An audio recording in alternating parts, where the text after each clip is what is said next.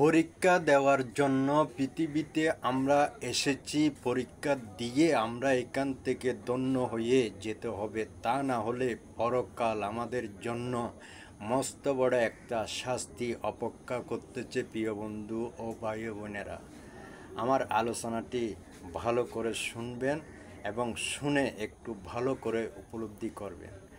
বলতেছি, আমরা দুনিয়াতে এসেছি পরীক্ষা দেওয়ার জন্য। পরীক্ষার হল আমাদের জন্য সারা পৃথিবী, এই পৃথিবীটা হচ্ছে আমাদের জন্য একটা পরীক্ষার হল। এই হলের মধ্যে যদি আমরা পরীক্ষা সঠিকভাবে দিতে না পারি, তাহলে আমাদের জন্য পরকাল হয়ে যাবে বিরাট কঠিন ভয়াবহ।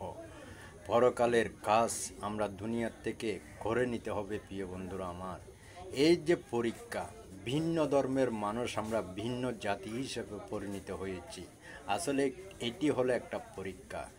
আপনাকে আমাকে ভালো করে চিন্তা করতে হবে, কোন ধর্ম কোন কিতাব দিয়ে আমরা পরকাল পাবো, সেই কিতাবটি আপনাকে আমাকে বেছে নিতে হবে। প্রিয় বন্ধুরা আমার, মনে কেউ দুঃখ পাবেন না। হয়তো এখানে আমার এই বক্তব্য অনেক ভাই বন্ধুরা দেখবেন, হয়তো কেউ অন্য ধর্মের লোকেরাও দেখবেন।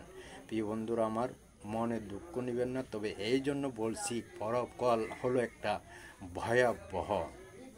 পরকালের জন্য আপনাকে আমাকে যে কিতাবগুলো এখানে এনেছে, এই কিতাবগুলো কোন কিতাবের মধ্যে পরকাল পাওয়া যাবে, কোন কিতাবে অনুসরণ করলে পরকাল ভয়াবহ শাস্তি থেকে বাঁচতে পারবো, সেই জিনিসটা আমি আপনাদেরকে কিছুটা হলো একটু অনুভব করার জন্য বা বোঝানোর জন্য চেষ্টা করতেছি। সেই কিতাব, সেই ধর্ম, সেই গ্রন্থকে আপনাকে বেছে নিতে হবে, তাহলে আপনার জন্য পরকাল সহজ হবে। তা না হলে আপনি যদি ভুল পথে থেকে সারাটা জীবন আপনি ভুল ধর্ম পালন করে যান, তাহলে আপনার জন্য পরকাল হয়ে যায় ভয়াবহ।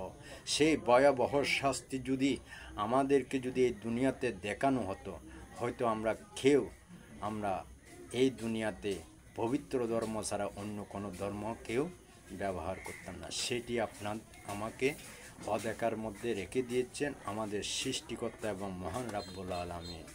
সেটি হলো আমাদের জন্য পরীক্ষা। আপনাকে আমাকে একটা সুন্দর জ্ঞান দিয়ে পৃথিবীতে পাঠিয়েছেন। এই জ্ঞানের বিচার হাশরের ময়দান আপনাকে করা হবে।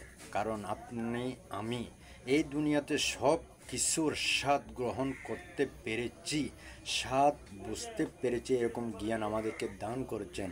পরকাল কোন জিনিসটা দিয়ে আমরা পরকাল পাবো, সেটা আমরা অনুভব করতে না পারি, তাহলে আমাদের জীবন হবে ভয়াবহ। প্রিয় বন্ধুরা আমার, সবাই চেষ্টা করবেন কোন ধর্ম কোন গ্রন্থ দিয়ে আপনি পরকাল ধন্য হতে পারবেন, পরকালের শাস্তি থেকে বাঁচতে পারবেন এবং পরকালে যে আল্লাহ পাক নিয়ামত রেখেছেন, সেই নিয়ামতের জান্নাতের বাগানে আপনি যেতে পারবেন।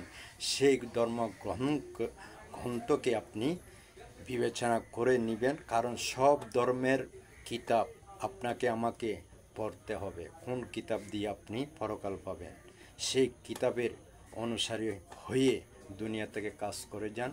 সবাই ভালো থাকবেন, সুস্থ থাকবেন। আমার এই বক্তব্যে কারো মনে কষ্ট আসে, আমাকে ক্ষমা করবেন। সবার কাছে ক্ষমা চাই। আল্লাহ হাফেজ।